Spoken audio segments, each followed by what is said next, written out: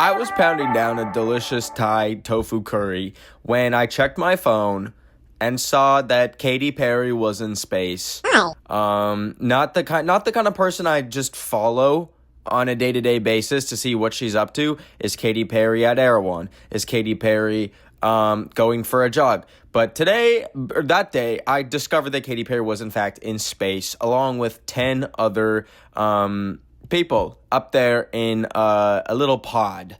I'm not sure exactly how I believe it was like it looked like a missile, but basically Blue Origin, which is the company owned by the space company owned by Jeff Bezos, who also owns, this little cute small business called Amazon. I like to shop there sometimes to get to support the local community.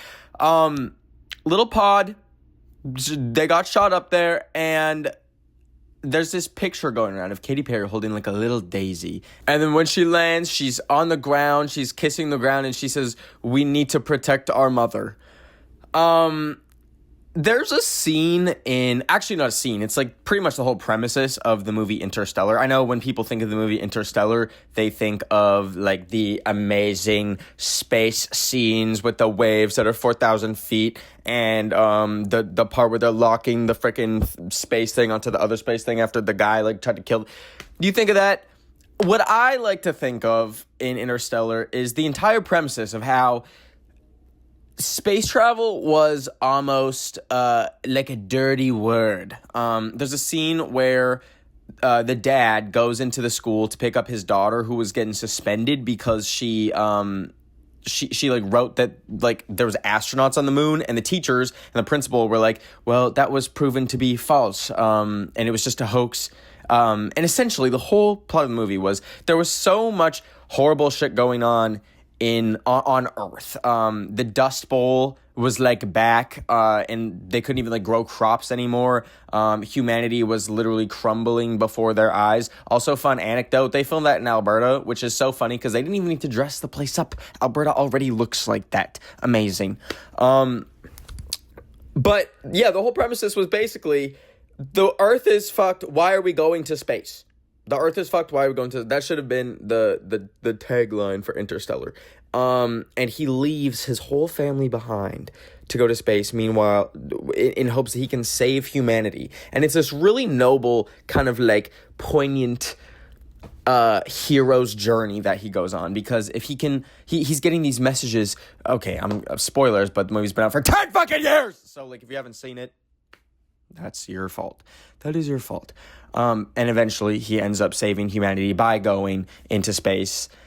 And I fear that is what the ruling billionaire oligarchy class is thinking that they are doing by going up into the space rocket that they did. So, first off, let me just say, is exploring space, is space travel inherently bad, problematic, a waste of resources?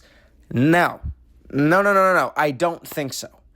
If you look at how much NASA, for example, takes out of like the U.S.'s budget, I believe it's far less than 1%. Like out of all this stuff, you want to like if we want to talk about like wastefulness, I'm not gonna say what.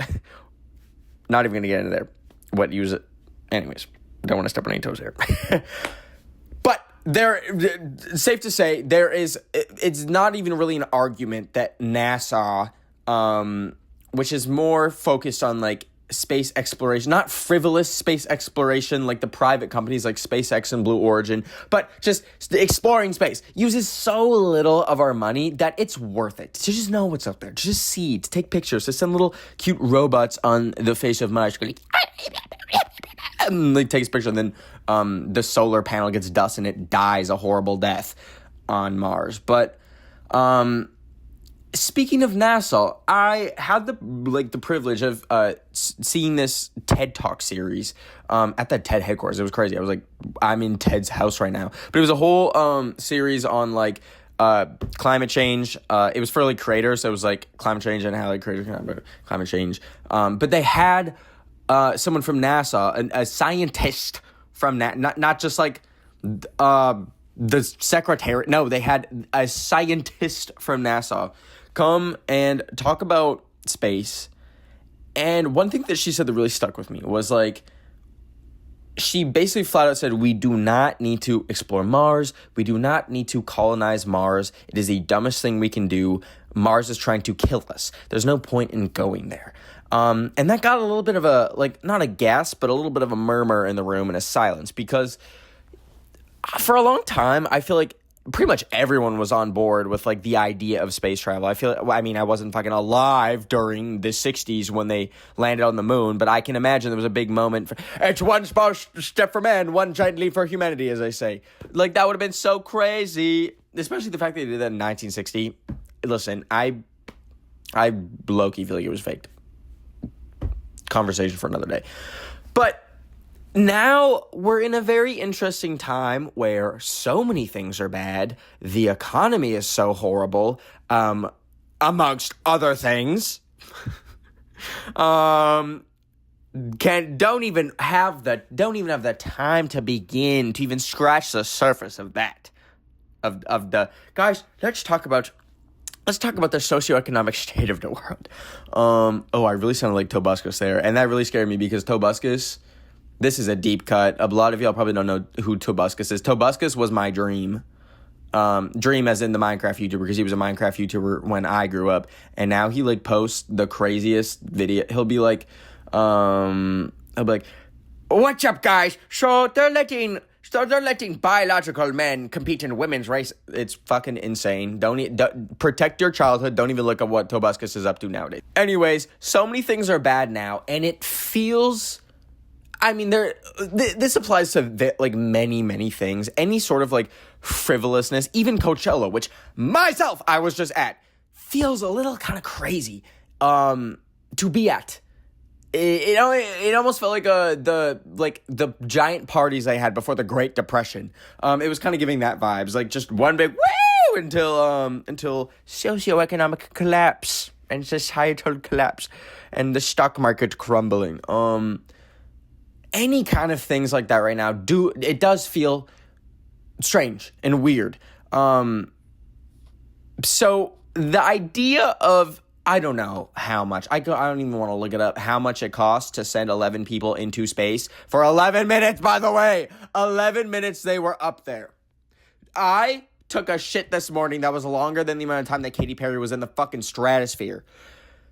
It feels a little crazy. And listen, the thing is, I believe there were some people that were like scientists, so like do what you will with that, but like also like they said the Titan submersible was for science, and then they just fucking exploded, so I don't know.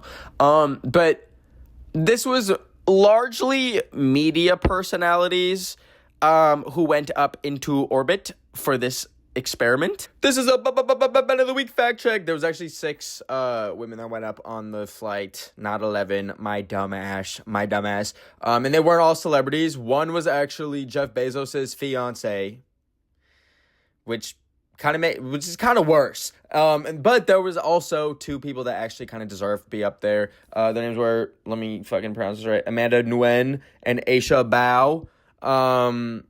Like astronauts who actually do that shit for a living, who are actually about that space life and don't have flopping pop music careers. My bad. My bad, I can't fucking count. So what is the purpose of that? What is the purpose of sending some of them being pop stars, TV hosts into space just to take a little look? Because the view from like their private jet like isn't good enough. They need to go like a little bit higher. Like the thing is, it wasn't even space. It was like 60 miles, I believe, up from the Earth to like this line where it's like, okay, the very border of space. Like y'all dipped your toes in. There was a lot of backlash, to put it lightly. Surprisingly, from like people who were also celebrities and in that cast of society. And some of the people who responded to the backlash, Gayle King, who was one of the people on the rocket ship, said that she was like, you guys don't understand what we're really doing here. This is so much bigger than us.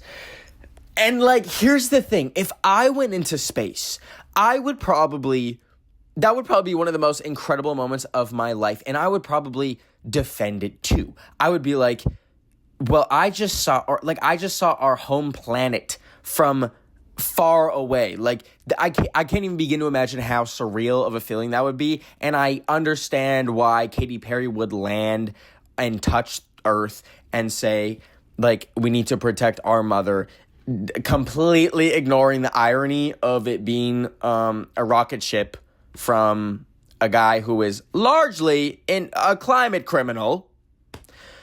So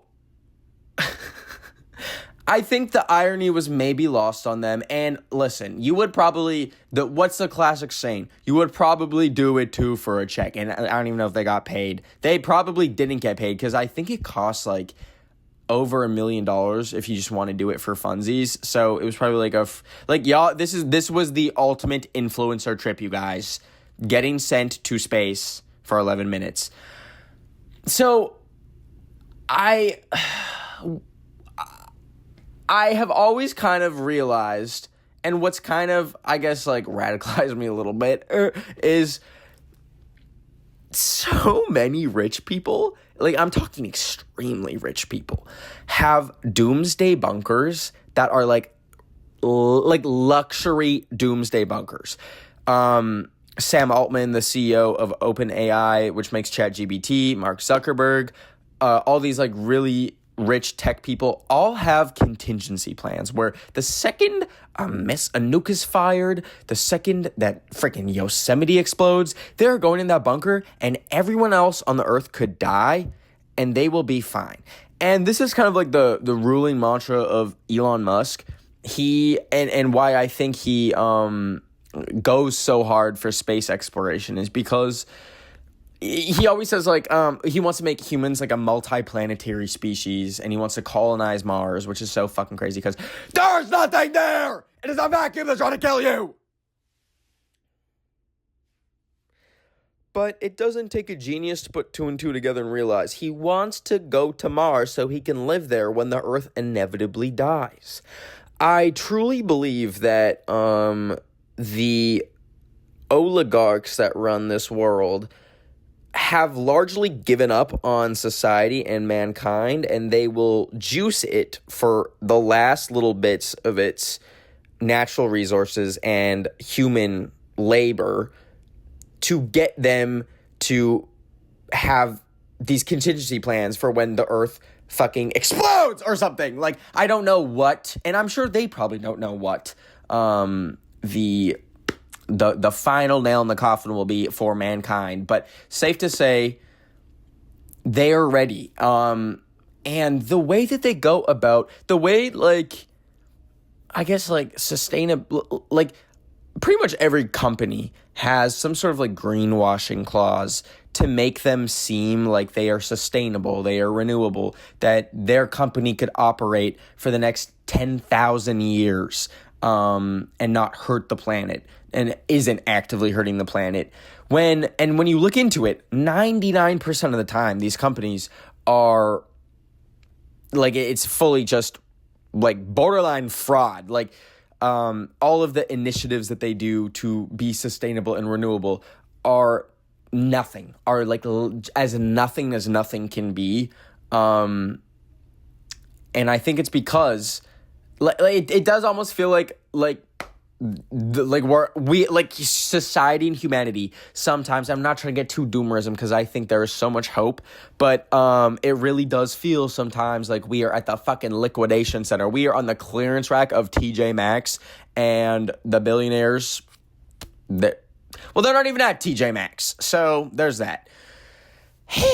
So when I see these rich people go so far into space just for funsies, it does feel like they are ready to jump fucking ship. They are ready to get out of here. And if you were to put yourself in the footsteps of them, pretend you're a billionaire for, like, the next, like, I don't know, minute or two. The amount of work that it would take to, especially if you're running a company that is largely dependent on exploiting, like, cheap labor in countries that are not part of the developed world, to rework your entire company to be sustainable is something that they will never do because it will always cost them profit. Like, even if it takes 1 or 2 or 3% of their profit away, they will not do it. So they find these ways to greenwash and like pretend to be sustainable, to still look good in the marketing side of things, and the PR side of things, but in reality, they are just still horrible, still fucking horrible companies. So do I think Katy Perry is like the devil for going up there? Fuck no. Do I think Gayle King, any of the other people that were on that spacecraft, horrible people? No. Is it a little bit tone deaf? Yes. Yes. Very much so. If I were to truly, though, like, guess the real purpose of this trip, I think, like, I mean, listen, like, rich people go into space kind of often. Like, it's these, like, commercial space exploration flights have been around since, I want to say, like, 2010. They're not really anything new, but the fact that now they have public figures going up there, I think, if I were to guess, I feel like the ruling class is going to try to start like desensitizing us to space travel, things like that, to try and make it when they inevitably go up there semi-permanently, if it's to colonize Mars, if it's to build like a floating space station that they can like watch the Earth crumble from. It's, I guess, maybe to do that. And I think that pretty soon, it won't even be the ultra wealthy people who will be going to space. It'll be the people that have like $10 million. When eventually they're gonna, like, I'm sure it'll be a killing, to friggin' like space tourism is gonna be a thing. They already built like a spaceport in, I want to say, New Mexico, that's like primed for when people start doing like commercial space flights for funsies. Space flights. I can't speak. It's really scary. I don't know. I'm saying all this and it sounds so doomery, and fuck, I feel like every second episode I have to like remind y'all that life is actually sometimes cookies and cream and rainbows, and it actually isn't as horrible as it feels. But times like this, it really does feel like the final credits of humanity. The ultra rich have always looked for ways to have a step above humanity, to place themselves in positions that put them above people who are middle class, lower middle class, lower class, even upper class. Like, even like the lower 1%. They always look for like the next way to get even higher and make the people below them even punier. And in the past, there's never been a way for them to like they could build their castles, and then they could build their towers, and then they could have their private jets and their yachts, but there's never been a chance for them to escape the existential threat that is climate change itself, amidst all the other threats that face humanity, like nuclear war. But now they are faced with an opportunity where they could potentially leave the planet and have their bloodline continue, as well as their own consciousness. You see that freak Brian Johnson, who like fucking is trying to like live forever. Actually, maybe he's not. I don't know how rich he is. That is a very rich activity. But I mean, still, all the people that like subscribe to that kind of notion are obsessed with like living forever. You look at Elon Musk, how he has like 15 fucking children and is like a deadbeat dad to all of them. That's not because he wants to like start a family. It's because he wants to like preserve his bloodline as much as possible.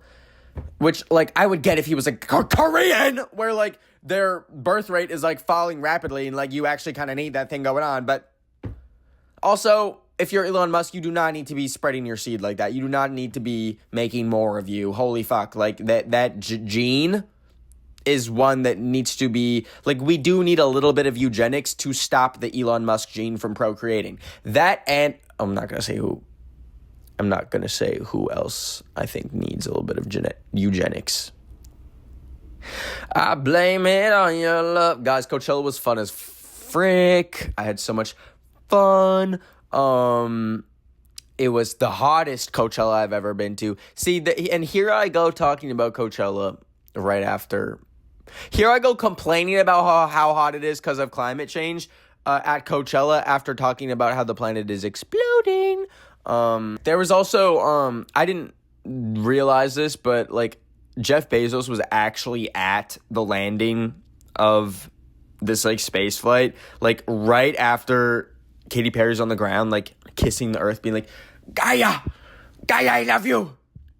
Like, I almost said Elon Musk. They are the same person to me. Jeff Bezos like walks by and he's like, that was supposed to be me bald. He's kind of gross, hey? Like, one thing about me is like, I hate the motherfuckers that lurk in the shadows. Like, the billionaires that are really annoying, okay, that's one thing. Like, the Elon Musk of it all, who's just like, Cybertruck, like, they're fucking annoying, yes. Hate them. But then it's the ones that, like lurk in the shadows, and you only hear about them here and there, and it's, like, in the scariest contexts. Like, I heard that Jeff Bezos, like, literally had a town dismantle a fucking bridge so that he could fit his yacht through a canal. Or a canal. Canal? Jesus Christ. What the fuck did I just say? Canal.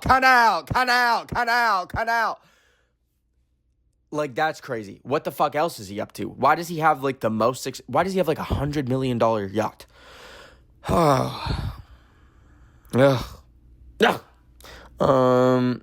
Rest assured that I don't think I'll ever be able to come up with any brilliant ideas that will get me even $10 million in this lifetime. I don't think I have it in me.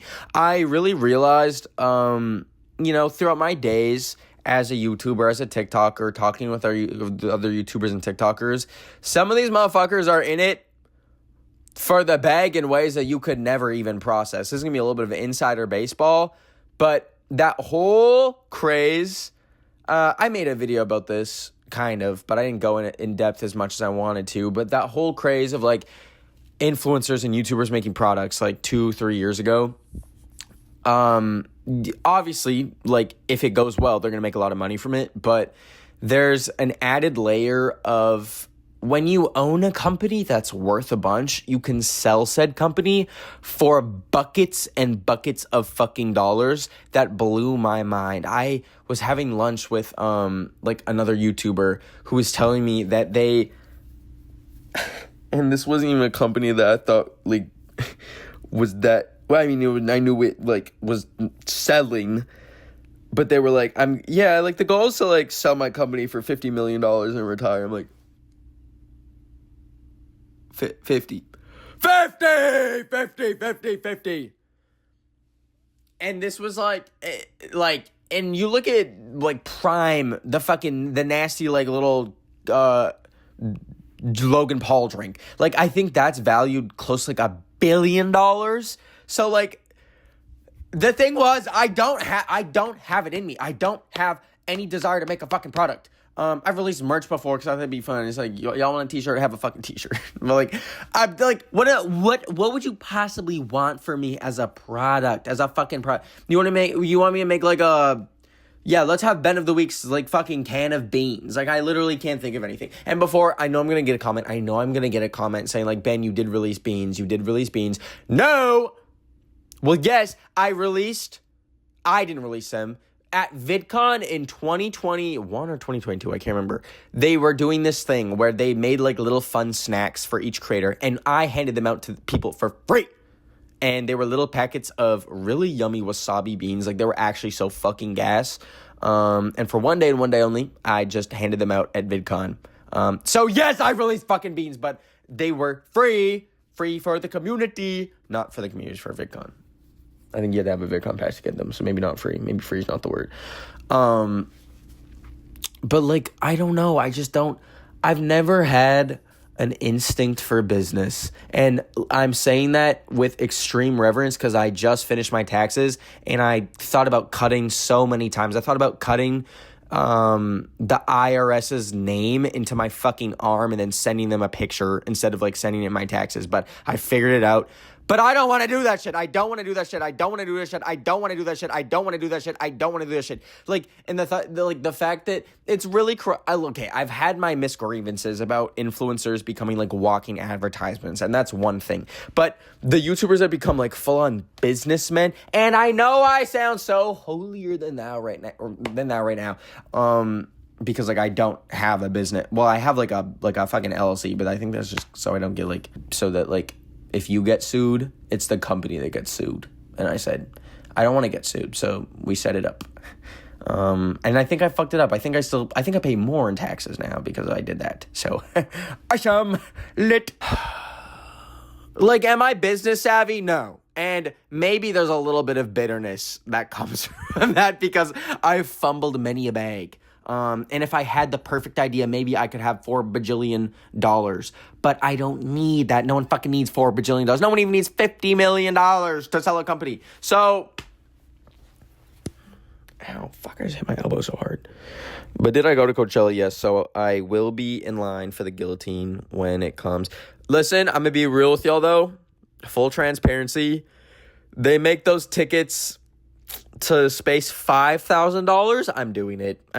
I'm sorry. I will do it.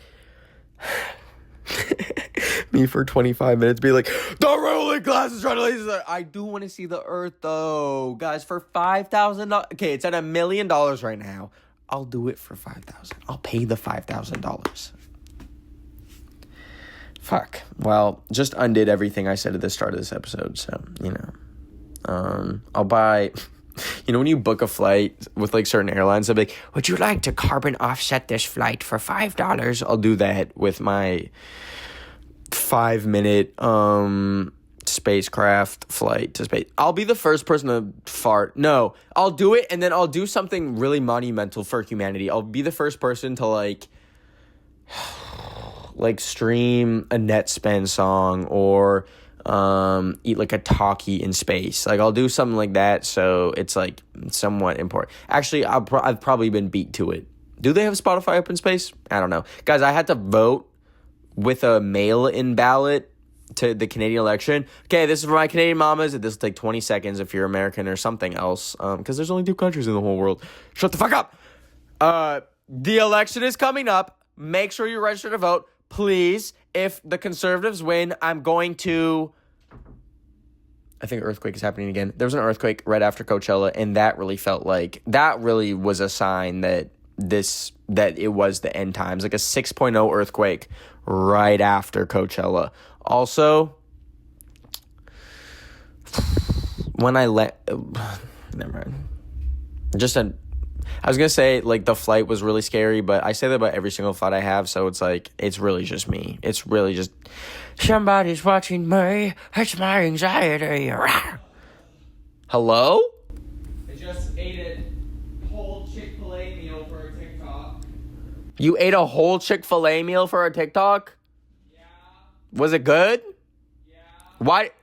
The problem is, like, if I'm making, like, an eating video, like, you can't not finish it, because that ruins it. Why did you have to make the eating video? But I told myself that I could get Chick-fil-A if I made a video. So you would not have eaten dinner if you didn't make the video? Yeah. Awesome. Yeah. Definitely not Chick-fil-A. But, like, it looks real good on video, so... Boom. Well, y'all, you heard it from my roommate. Talk to y'all later. Hope you have a good rest of your Thursday. Love y'all. Bye.